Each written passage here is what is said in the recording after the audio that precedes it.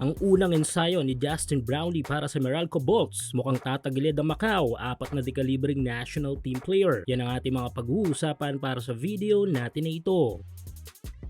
Siguro hindi naman lingid sa ating lahat ang aberyang paglalaro sana ni Gilas naturalized player Justin Brownlee sa PBA Ball Club ni Meralco Bolts para sa regional tournament na East Asia Super League. Good thing ito dahil nga magkakaroon tayo ng iba yung boost para sa ating team representative sa EASL. Alam naman natin kung ano ang mga bagay na kayang ilatag ni JB sa game, tulad ng ginawa nito sa Gilas kontra sa Guam national team. At matapos ang aberyang hindi paglalaro ni Brownlee sa unang 3 laro ng Meralco, ay eto't sure ball nang makikita natin si JB sa Bolts jersey. Dahil nito lang ay opisyal ng sumali si Brownlee sa ensayo ng Meralco para sa kanilang parating na laban ngayong linggo. At eto ang ilang larawan at footage ni JB mula sa ensayo sa Meralco.